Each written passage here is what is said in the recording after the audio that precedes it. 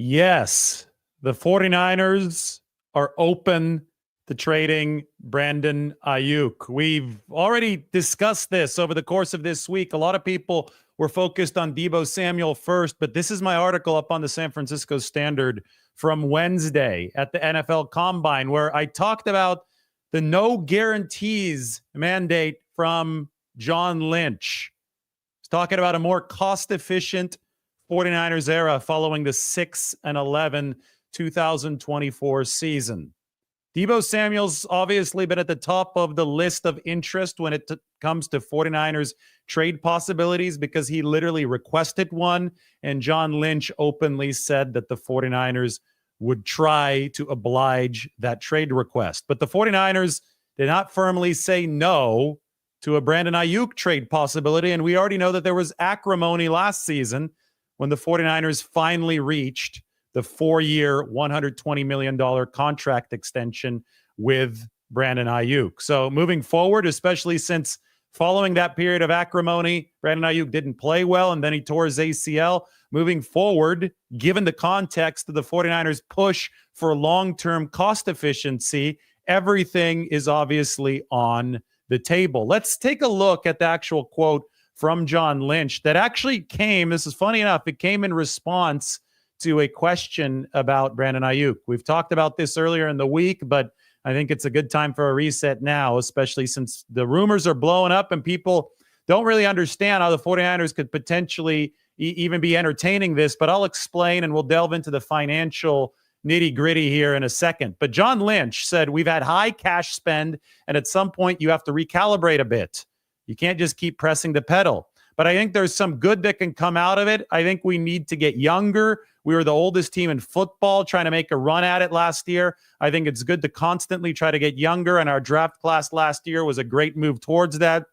We'll have 4 picks in the top 100. We're excited about adding more youth to the great core of players we already have. So yes, the 2024 draft class was a very good start. We can start with Ricky Pearsall. Oh, wide receiver. That's obviously related to the Deebo Samuel and the Brandon Aiyuk situations. Move on to Renardo Green in the 2nd round, Dominic Pooney in the 3rd, Malik Mustafa, what a player he's been in the 4th round. Isaac Guerendo, former college wide receiver, part of the future weaponry of this 49ers offense. He also showed out in the 2024 season to begin his career. Anyway, 49ers with that high cash spend looking to maximize financial efficiency really shouldn't be confused with cap efficiency. Those could be separate things, although I do think there is at least a little bit of correlation between the two. But you look at what the Buffalo Bills have recently done. You look at what the Philadelphia Eagles have done. The Rams have done. All of these teams have pushed toward greater cash efficiency recently, and they've done it around centerpiece quarterbacks. The case of the Buffalo Bills, probably the most extreme example. It worked around Josh Allen. Well, the 49ers were looking to pay Brock Purdy this offseason, are looking to make moves that maximize efficiency regarding that QB. In the case of Deebo Samuel, we've established that he's more of a bulldozer than a separator. So it really makes sense for the 49ers with Deebo on the lame duck year of his contract to be looking elsewhere, to be looking to recoup any value that they possibly can before Deebo's contract expires and save the $17 million or so that would be part of the savings, or would be the entirety of the savings on a financial perspective with moving on from Deebo Samuel. In the case of Brandon Aiyuk, the potential savings would be $110 million over the next 4 years of his contract. But we can explain why it's probably still unlikely at this point, because you would actually have to find a trade partner, and Brandon Aiyuk may obviously still hold some real value for the 49ers. I want to illustrate this by opening up Brandon Aiyuk's contract right now and we'll talk about the potential dead money hit that the 49ers would take in 2025 versus the cap savings that they would enjoy over the longer run if they were to move Brandon Aiyuk. And then we're going to take a look at this from the acquiring team's perspective. But this is the deal up on Over the Cap. I made a color-coded version of this contract last year when the 49ers signed it. So this and the over the cap piece are essentially the same thing. Aiyuk has got a signing bonus that the 49ers already paid out. That is shaded in blue. He has an option bonus coming his way on April 1st, exactly a month from now. That is shaded in green. And then he has another option bonus coming on April 1st of 2026. That is shaded in teal. The key date, as you may have gathered from what I just said, is April 1st, 2025. The green here and the teal here, those vest into full guarantees on April 1st, 2025, with the caveat being that most of this green right here is already guaranteed and has been already guaranteed by at the time of the signing of this contract. $20.875 million of Aiyuk's 2025 contract is already fully guaranteed. That was part of the $45 million fully guaranteed when this deal was signed. But the teal, which kicks in 2026, is also triggered by an April 1st, 2025 guarantee. Anyway, if the 49ers were to move Brandon Aiyuk, then they are on the hook cap-wise for the signing bonus that they already paid, $22.9 million, essentially $23 million, $4.6 million per year. They're on the hook to pay all of this against the salary cap. What San Francisco has done, as you can see with the ladder structure or the accordion structure of this deal, is they've managed to spread salary cap hits out into the future through the NFL's rule of signing bonus or option bonus is prorated for up to 5 years. So I call it the accordion structure. It's spread out because cap money now cap space now is more valuable than cap space in the future because the salary cap has risen and is expected to continue rising. So they structured Brandon Aiyuk's deal in a way to take advantage of that. If you trade him, then the money that you've already paid him but has not yet hit the salary cap would accelerate to hit the salary cap right now. What would that be? Well, it would be 4.6 plus 4.6 plus 4.6 plus 4.6 of this signing bonus, which is shaded in blue. That would be $18.4 million in dead money would hit the 49ers books in 2025. As of right now, he's got a cap hit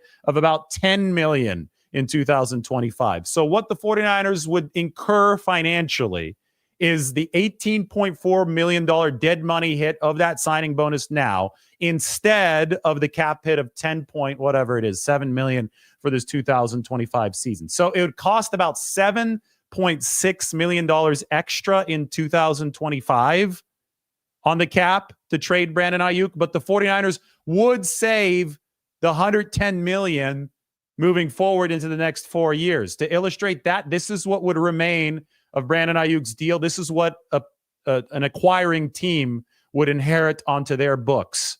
4 years, $110 million, or to be exact, $109.92 million. When we look at this, we can start to gauge how tradable Brandon Aiyuk would be. Now, again, we need to zoom out and emphasize that the 49ers are simply open to this idea. This is not necessarily a serious idea because another team might not take this seriously as far as something they'd want to acquire. And we'll discuss the probability of that and the potential benefits for another team versus what the 49ers signed with Brandon Aiyuk last offseason, 4 years, $120 million. But I want to make sure that we keep this conversation tethered in reality. Everything that the 49ers are doing from a strategic perspective over the course of this offseason, and even moving back to last offseason, let's be honest, they went to Eric Armstead and said, hey, we want you to take a big pay cut. They went to Kyle Juszczyk and asked him to take a pay cut, and Kyle Juszczyk did take a pay cut. This offseason, we've heard about the Deebo Samuel situation, which was truly born in the exit interview. And the 49ers, if Deebo Samuel hadn't asked to be traded, they might have asked him to take a pay cut. We have heard John Lynch talk about the future of Kyle Juszczyk. When asked about that, he wouldn't commit to Kyle Juszczyk being on the team in 2025. So everything that the 49ers have done this offseason, every piece of operation, it's been clear that this team is, and this is not just 2025, this goes back to 2024, last off season. They are turning the page with their financial books to the Brock Purdy era, to the era of an expensive quarterback. This is a team that had built up the roster with, at a gaudy level. We'll put it, we could say it has been gaudy. The 49ers have been paying player after player after player more A-list contracts than any other team in football since John Lynch and Kyle Shanahan took over. And a big part of the reason why they've been able to do that is because they have not paid a quarterback A-list money in this new era of A-list quarterback money. I do not consider the Jimmy Garoppolo contract in 2018 to be comparable to this new level of A-list money because the quarterback market has exploded beyond anyone's wildest imagination since then. They were able to sign Garoppolo to what I thought was a really team-friendly deal, which may seem like an oxymoron considering the fact that it was the largest contract in NFL history at the time, but it was only $27.5 million per year in 2018. Now, I mean, imagine if they could get Purdy at that price now, right? In 2025, it was $27.5 million per year. And there were really only 2 years of guarantees there. It was a 2-year commitment to Jimmy Garoppolo. Everything beyond that point, and they ended up keeping him for 5 seasons beyond the point of the signed contract, was essentially a team option that the 49ers took. They voluntarily took the team option on a year-over-year basis. So the going rate for QBs has significantly increased since then. We're not talking numbers in the 50s and even the 60 million range in terms of APY. We're talking about probably a 3-year commitment of guarantees now for the quarterback position, which is a 33% increase over what it was back in 2018. And given the way that the market has gone, team construction has to be different. Plus, when they signed Jimmy Garoppolo, they're able to front load that deal because they didn't have other star players under contract, at least at the level that they do now.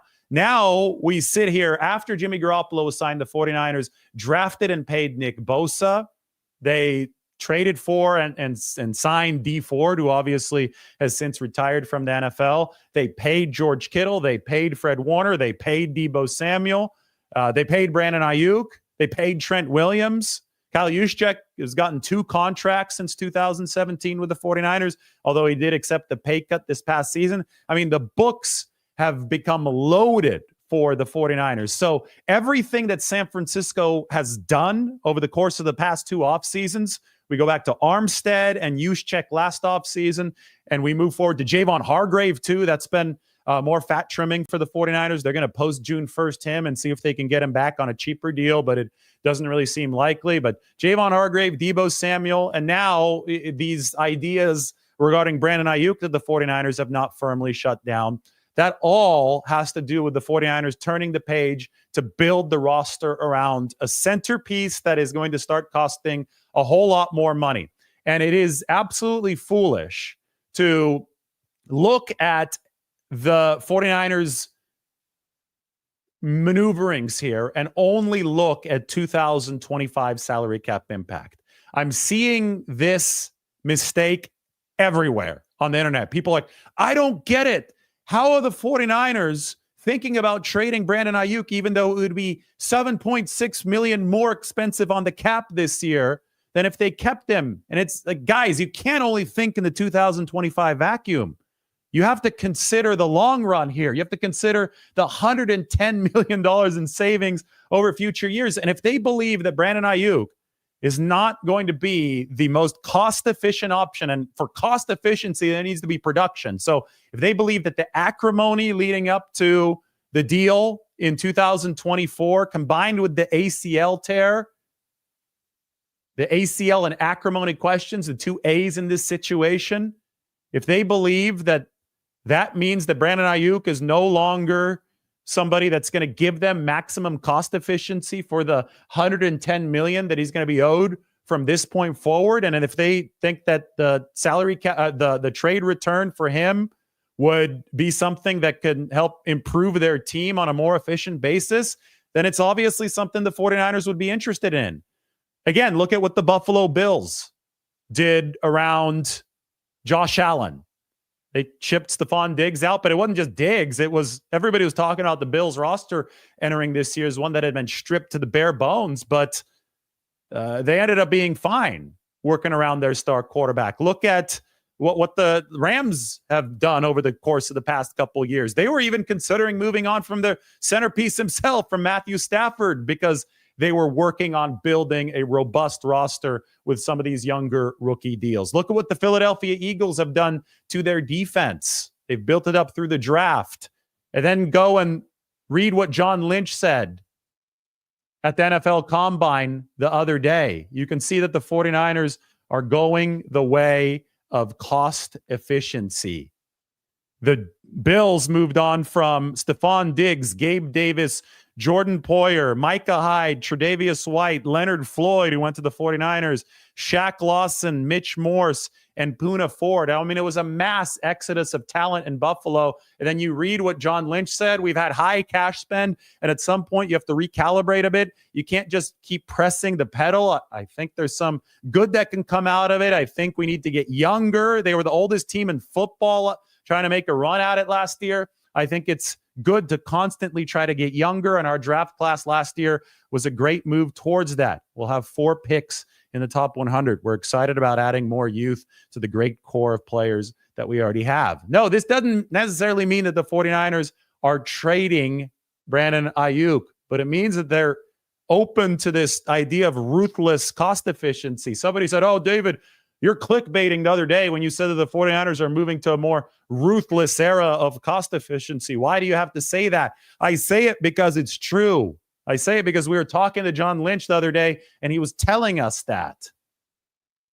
Everything is on the table so the 49ers can build the most efficient team surrounding Brandon Aiyuk. And just because they surrounding Brock Purdy, a little slip there, just because they paid Brandon Aiyuk 4 years, $120 million, less than a calendar year ago. I mean, we're sitting here on March 1st, and this was signed around late August, right? It was signed right around September 1st. So this was about half a year ago. Just because they dished out that contract doesn't mean that circumstances haven't changed in the time since that deal has happened. Now, have they changed enough, and has Ayuk's value to the outside world reached a point since the ACL tear to where the 49ers would realistically stand to benefit from such a move?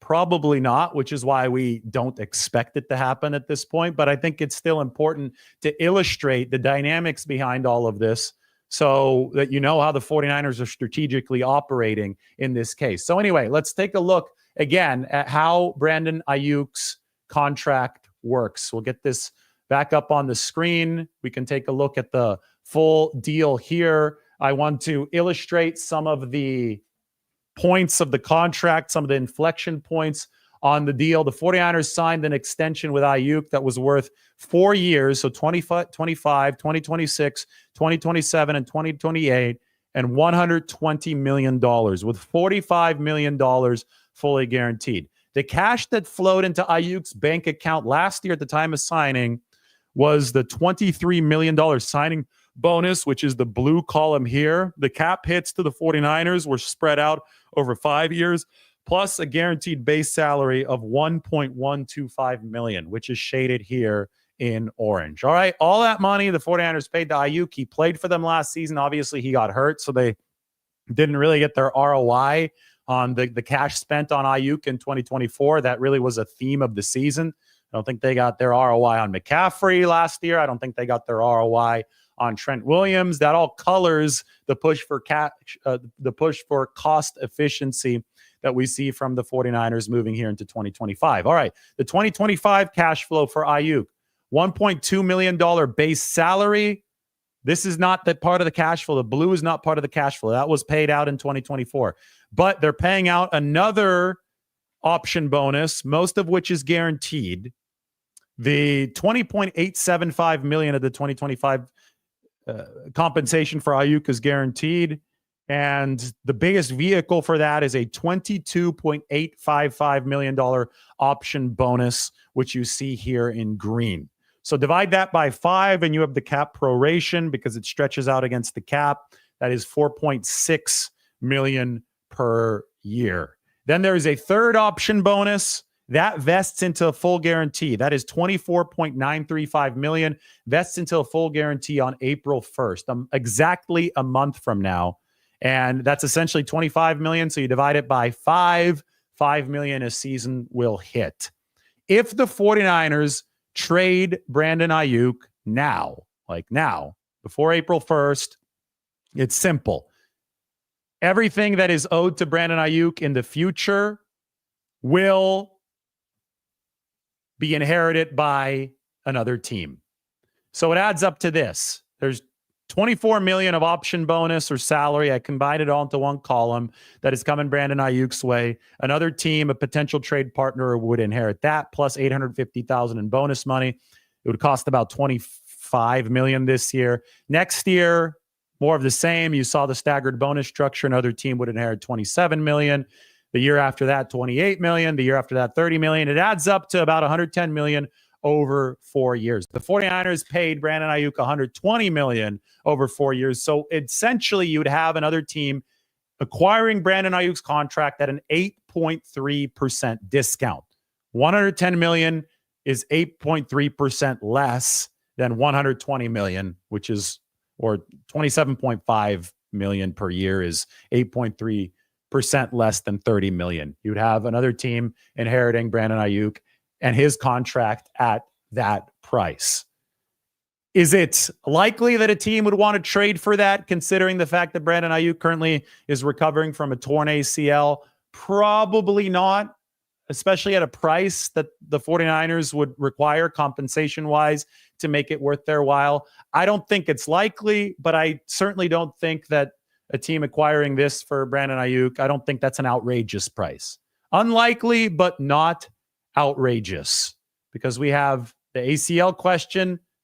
That would be for an inheriting team. And the acrimony question, well, that's the question that the 49ers have to answer themselves. Do they believe that the acrimony that led up to the contract extension last year, was it great enough to where the 49ers just don't see Brandon Aiyuk as, but is it great enough to where the 49ers have some buyer's remorse now and they just don't see Brandon Aiyuk as this foundational piece anymore, and they'd rather move off of this and get some draft capital in return and construct things differently around Brock Purdy? We don't know the exact answers to those questions right now. In fact, the 49ers probably won't formulate an exact answer to that question until, if and when, they get a really intriguing trade offer for Brandon Aiyuk. And that may not come. It probably won't come, just given the fact that it's hard to believe that a team would be chomping at the bit to pay a receiver who is currently recovering from a torn ACL this kind of contract when there's a lot of good receivers in the NFL draft. But that being said, you never know who exactly is going to be good in this league. And Brandon Aiyuk has established himself as a good player. He was a great player in 2023 in this league. So if you believe that the ACL is a garden variety type of injury now that Brandon Aiyuk is definitely going to bounce back from, if there's an acquiring team that believes that and they say, oh yeah, we really want this guy, he is the sure thing, we are willing to pay the 49ers good draft capital to inherit this contract, then all of a sudden the 49ers would have a decision to make. Then another team would have answered the ACL question, and the 49ers would have to answer the acrimony question. Is there too much acrimony to overcome here? Do we just want to move on from this as we build around Brock Purdy? It is a complicated balancing act, but it is not outrageous, again, to look at this contract and say there might be interest. I think it's unlikely, but it is not outrageous. And I think that the 49ers, this is another important thing to really emphasize. And I should open up my salary cap sheet for this. And we're going to have our 49ers build the roster coming up on the San Francisco Standard on Monday or Tuesday, I believe. But it's going to be a perfect time for the build your roster sheet to come out. Take a look at the 49ers salary cap situation that I have with my salary cap sheet. I maintain all of these records by hand or on the computer. Maybe by hand means that you're actually using your pen, but this is my own manual labor here. You have a look at the 49ers cap situation on a 53-man roster for the 2025 season. They have 61.57 million of 2025 space on my calculations, which means that even if Aiyuk would cost 18.4 million in dead money this season, even if it would be 7.6 million more expensive to trade him than to keep him on the 2025 books, they have plenty of money to absorb that. And this relates directly to the Deebo Samuel situation. Samuel, that would cost 31.6 million in dead money. It'd be 16 million more expensive for the 49ers to trade Deebo Samuel than to just cut him. Aiyuk would be prohibitively expensive to cut. We can't even get to that point because he's got nearly 21 million guaranteed this year. So if you cut him, you'd be on the hook for the guaranteed money. I'm not going to even entertain the possibility of cutting Brandon Aiyuk. You can entertain the possibility of cutting Deebo Samuel if the trade compensation is not there. You're not going to cut Brandon Aiyuk if you're the 49ers because you still owe him a huge chunk of cash. But you could trade him and offload those guarantees onto another team, and you could take on the resulting cap acceleration, the 18.4 million in dead money this season. And I could illustrate it here. Say that Aiyuk costs 18.4 million. Here he is. He's 10.75 million right now. So keep an eye on this number right here. It's going to automatically change. That's the 2025 cap space. We're going to change Aiyuk's number to 18.4 million. All right, keep an eye on the blue. All right, it goes down to 53.9 million. Let's change Deebo Samuel's number to 31.55 million, which would be the trade cost. So if the 49ers moved on via trade from both Deebo Samuel and Brandon Aiyuk, they would still be projected to have $38.2 million in 2025 salary cap space. My point here is that the 49ers have intentionally carried as much short-term space as possible. What they've done is they've pushed money out into void years. They've used staggered contract structures like this one for Brandon Aiyuk. They pushed the money forward. They've pushed the money forward, and they've restructured deals to make sure that they have as much near-term space as possible so they could execute the moves that they need to if that move makes sense in the long term.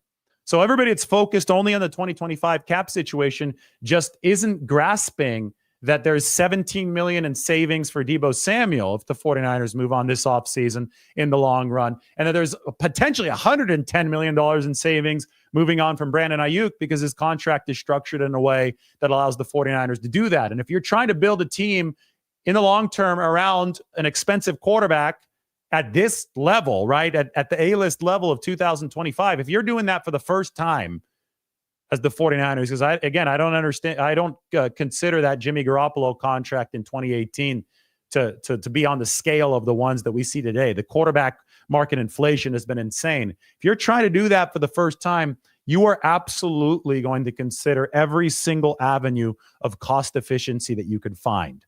The Bills have done it. The Rams are doing it.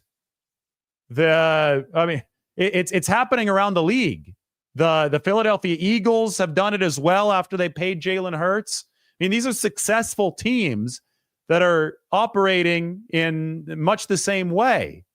And the last thing that you can do is be so tied to a prior commitment that it blinds you to the optimal path moving forward. It's called sunk cost fallacy. The 49ers don't want to go there. They need to build the receiving room to be as robust as possible moving forward without being worried about a nostalgic connection to the past. And maybe that does involve Brandon Aiyuk on the team. There is a remote chance that also involves Deebo Samuel on the team in 2025, although that one is very tiny. It's more likely than not that Brandon Aiyuk is on the team moving forward as he recovers from the ACL. But every stone will be turned over here. The 49ers will leave no stone unturned as they go line by line, trying to make this as efficient as possible moving forward under Brock Purdy.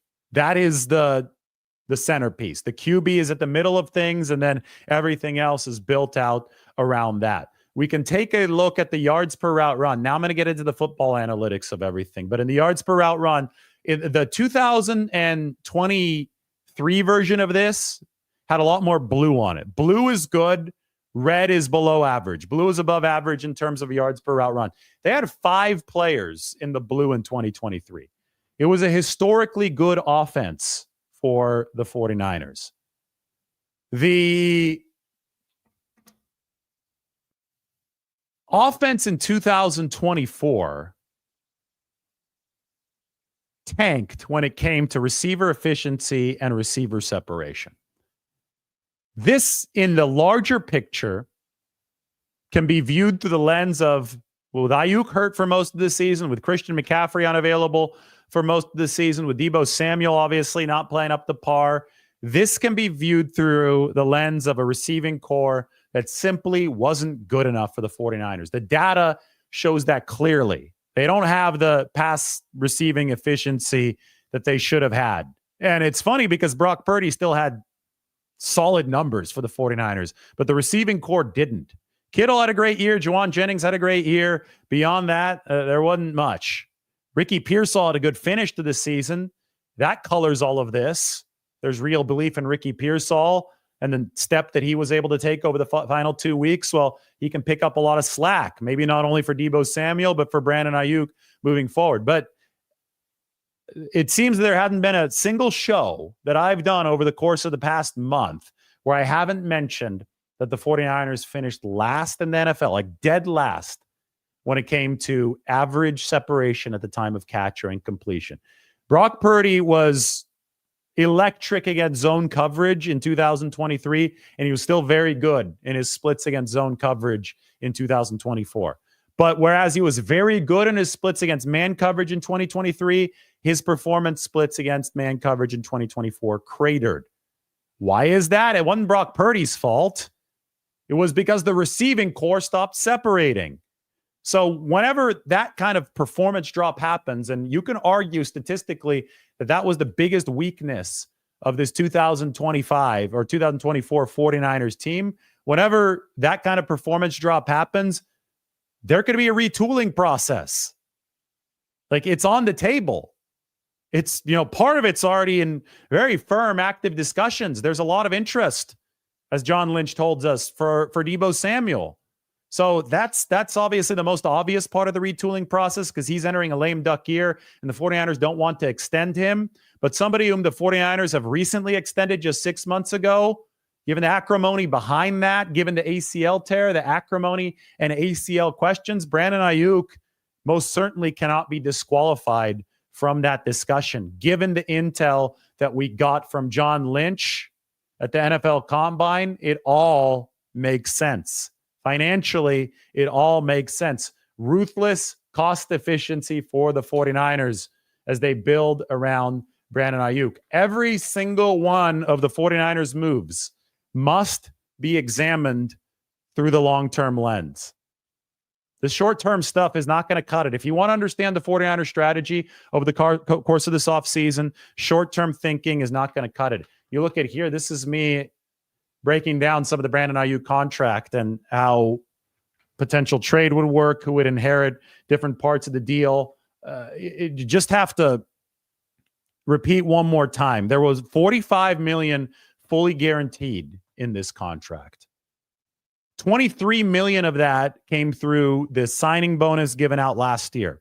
So that's what the 49ers will be on the hook for as far as salary cap payment regardless. Anything that you've paid, and the 49ers have paid this $23 million, I'm circling it down here. Anything you've paid, even if the cap hit is currently scheduled to come toward later, you're going to have to pay that cap hit at some point. If you trade Brandon Aiyuk or if you cut Brandon Aiyuk, with the latter of which won't happen, you're going to have to deal with that cap hit accelerating into the now. But the $23 million of the $45 million fully guaranteed for Brandon Aiyuk's deal hit via that signing bonus, which I just showed you. Another $1.125 million hit via his base salary. It's in orange up here in 2024. Then $20.875 million is the remainder of that $45 million. That all hits this season in 2025. If the 49ers cut Brandon Aiyuk, they lose a ton of money. It's extremely inefficient. They will not do that. But if they trade him, that $20.875 million especially because it's not April 1st yet, because the signing bonus, the option bonus, which is treated like a signing bonus, hasn't kicked in yet. That all goes to another team. They can offload this deal. 110 million of it, they can offload to another team. So if they determine that that is the most efficient way moving forward, the 49ers can do it. Do not listen to these people saying, oh, the salary cap, the dead cap hit. Like, so many people talk about the cap while being completely cap illiterate. They think that dead money is like new money that a team has to pay. No, dead money, it's not live money. It's dead money. It's money the 49ers have already paid that has to hit the salary cap books at some point. It's money that will accelerate and hit the books, and you cannot subscribe to sunk cost fallacy the way that some teams are. The 49ers moving forward will do what they feel is best from a cost efficiency perspective, period. If they think that moving on from the acrimony, from the ACL of Brandon Aiyuk, could call it the 3 A's, AAA in that case, acrimony, ACL, and Brandon Aiyuk. If they feel that that is the most cost-efficient play moving forward, they will do it because the contract enables them to do it. Now, cost efficiency is also dictated by another team. What would Brandon Aiyuk potentially command in a trade? And this is his remaining contract. I don't think that it's likely the 49ers would get what they were looking for to make this worth their while, but it's not outrageous to think that a team might swoop in and say, hey, Brandon Aiyuk, 4 years, $110 million. ACL is a garden variety injury now. We believe he's going to be back, and we think he's going to be a great X receiver for us. We'll do it. I don't think it's likely again, but I also don't think it's outrageous, which is why the 49ers have their ears open just in case a team does come by and offer something like that. Anyway, I hope this really clears up some questions. Everything needs to be looked at through a long-term lens for the 49ers. This is going to be a jarring offseason for a lot of people, and I think last offseason might have already begun that theme with Armstead and with the Juszczyk pay cut. It's going to be a jarring offseason because the 49ers are turning the page into the next era. And it's been a lot of spending year over year. But efficiency is what wins on the field. It's not spending. It's efficient spending that wins. And when John Lynch talked to us the other day, his big emphasis, it was behind the no guarantees line. It was behind the cash spend line. His big emphasis was on that cost efficiency. The 49ers believe that cost efficiency can be directly correlated to winning football games. Look no further than the Buffalo Bills. Look no further than the Rams, who have moved to a method of cost efficiency. Look no further than the Super Bowl champion Eagles, who have moved to big-time cost efficiency. It doesn't mean that splash signings are out the window. It means that the money that you've already put on the books, but isn't necessarily guaranteed, it means that you're going to put that money to the best use possible. That money is going to be working for you. Maybe that means trading that money, trading that contract away to another team. Maybe that means restructuring a contract, asking a player to take a pay cut. It definitely means trying to accumulate as much valuable draft capital as is possible within reason, so that you can go through the cost-controlled draft to build a team as robustly as possible. We've seen the Rams and the Eagles in the NFC do that extremely well. I mean, Philadelphia let Javon Hargrave walk after the 2022 season. The 49ers paid him a bunch of money. Philadelphia replenished through the draft instead, and they're better for it right now. Jalen Carter. There was a year of a growing pain for the Eagles in 2023. The 49ers might be on a slightly different timeline because you can't say they're not spending. They just decided to make Robert Saleh one of the highest paid defensive coordinators in football. And Robert Saleh, he doesn't want to sit around waiting for a team to rebuild for a year. He wants to become a head coach, so he wants to see results on the field. So Robert Saleh signed a board saying, okay, this team wants to trim the fat. They want to become more cost efficient, but I think they're going to compete even while they're doing that, kind of like the Rams retooled on the fly. Definitely like how the Bills have retooled on the fly. I mean, I just read you the full list of names that the Bills parted ways from last offseason. Stephon Diggs, Gabe Davis, Jordan Poyer, Micah Hyde, Tre'Davious White, Leonard Floyd, Shaq Lawson, Mitch Morse, and Poona Ford. I mean, that's a lot of good players the Bills moved on from. Boom. They are one bad call away from being in the Super Bowl this past season. So this is how the NFL is trending now.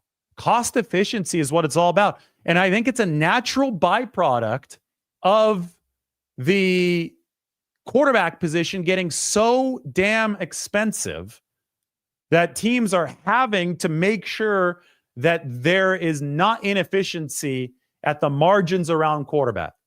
This might not have used to have been the case in the NFL because QB wasn't on a percentage level as expensive as it is now as far as percentage of the salary cap goes. But these deals for the quarterback position are now exceeding 20% of the salary cap in terms of their APY and the year's cap. I think a couple of the deals in the 50s were 21.5% of the salary cap.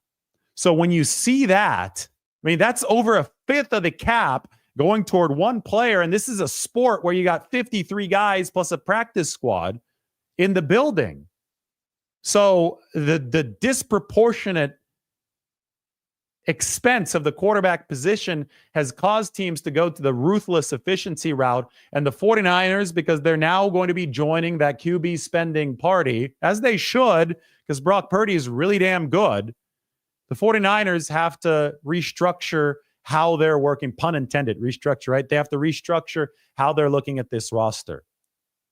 And again, I could list other teams that are doing it, but this is a league-wide trend. So we have to look at it from that perspective. And yes, that is why the 49ers are open to trading Brandon Aiyuk at a 2025 cost that they can definitely absorb. I showed you my salary cap sheet.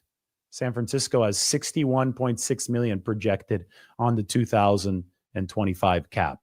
Does that make sense, everybody? I hope it does.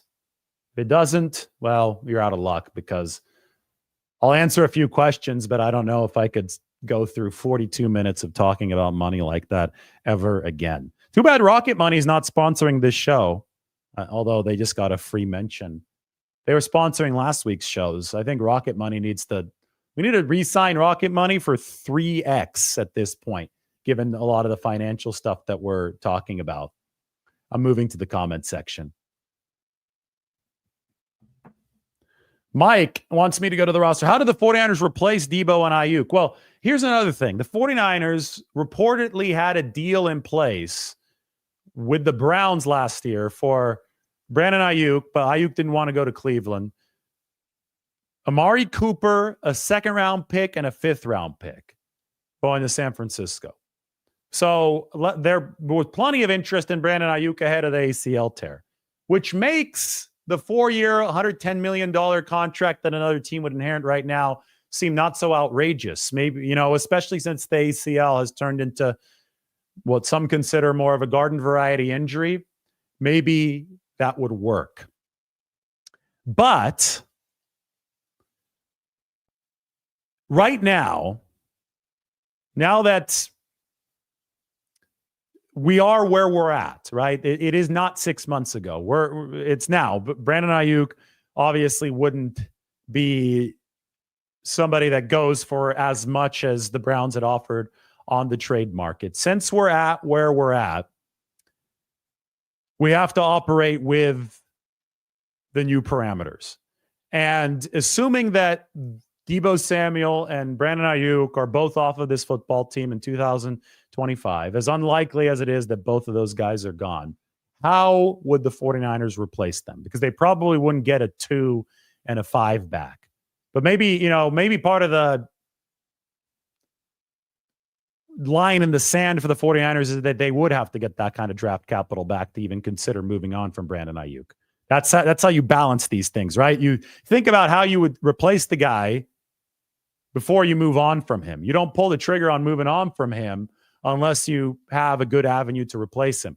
Obviously, the 49ers would try to sign somebody, right? Obviously, you would move toward, I don't know, Amari Cooper. He's going to be a free agent this offseason. You'd move toward a veteran. With Aiyuk still on the team this year, as is probably going to be the case, I've always thought the 49ers would bring in a mid-tier wide receiver, somebody like Darius Slayton, somebody who would cost 10 million or less. You'll have the opportunity to do all of this and to build your roster that I come out with early this next week.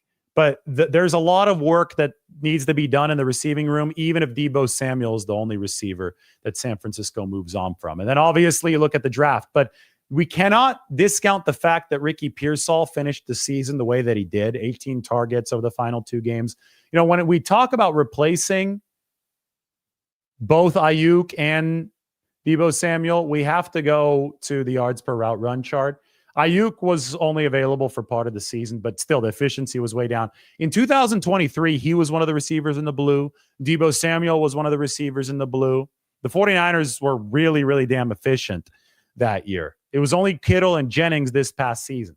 You would count on Ricky Pearsall, who finished the season at 2.61 yards per route run. So he was right up there with Kittle over the final 2 games. You'd count on him to be a big, big part of what you're doing, but you'd obviously need to bring in outside help. Hey, maybe through the draft, they double up on the tight end position. Maybe Tyler Warren's on his way.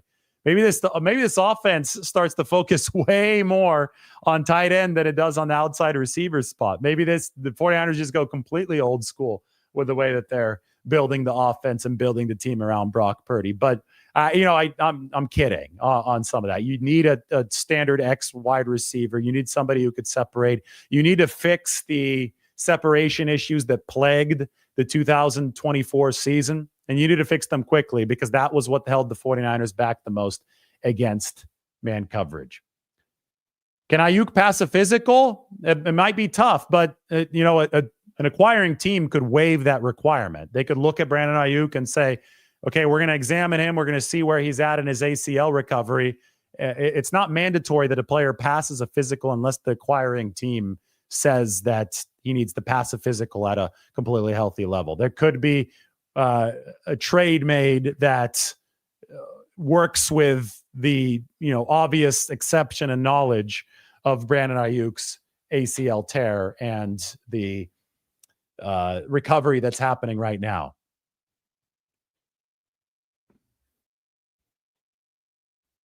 Yes, the 49ers could work out a conditional agreement for a Deebo Samuel trade. So a 5th-round pick that conditionally raises to a 3rd-round pick is totally possible. In fact, I would even think that is something that is fair. We think that a Deebo Samuel trade might be imminent. That was the talk coming out of the combine yesterday. I think there's a lot of interest. I think the Washington Commanders make a lot of sense. They would certainly like some more playmaking punch alongside Terry McLaurin, but you're not sure which Deebo Samuel is going to show up given the oblique injury, the pneumonia, and everything that slowed him down in 2024. Well, why not make it a conditional trade? And if Deebo Samuel turns into a powerhouse again in 2025, then the 49ers are rewarded with a higher draft pick. The problem with a conditional trade is that the 49ers don't get that pick this year. You'd have to make it a 2026 draft pick, right? Because the conditions can't be satisfied until the 2025 season. I just noticed right here, this pen that I'm holding, this is kind of cool. I was just kind of clicking the pen. I've been writing my salary cap stuff right here. This is from the Pfister Hotel in Milwaukee, Wisconsin. I don't know if you can read that. No, it's going to be too blurred, right? Yeah, the camera lens is set to be focused on me. The Pfister Hotel, Pfister. That is a really nice hotel in Milwaukee where I stayed in January of 2022 before the 49ers beat the Packers in the Snow Globe game. And you know who had the big run in that game on 3rd and 6 to set up the Robbie Gould field goal? Was Deebo Samuel. So this is a relic. It was like -5 degrees outside of Milwaukee and in Green Bay. I thought I was going to die. I have 2021, other side, 2021. So when that YouTube channel was formed, and the very first big live that we did, I was the only person in Lambeau Field at 2 a.m., maybe 3 a.m. Central Time. Niners had just beaten the Packers. The lights were still on. It was -12 degrees. And I said, I'm going to go live. And we had 2,000 or 3,000 of you watching. And the channel really, really took off at that point. just a great memory. And this pen reminded me of that. This pen came from that trip. All of you have been following along since then. Thank you so much. Your support of the channel means a whole heck of a lot. So why don't you guys hit the subscribe button if you haven't yet? You could go back and watch that Green Bay video from years ago. Deebo Samuel was a big part of that game. Brandon Aiyuk was a big part of that team. Brandon Aiyuk might still be a big part of the team moving forward, but the 49ers have moved into a different ruthless era. Here's a hard truth. They ranked dead last in average receiver separation last year. So they're open. They're open to making sure that the framework of this team around Brock Purdy is as strong as possible. And I didn't announce anything, but I explained everything as well as I could have regarding long-term financial looks. This is the 49ers strategy. I think that this is the only place on the internet where you're getting this exhaustive of an explanation. So hit that subscribe button. Thank you to everybody. Enjoy the rest of your day.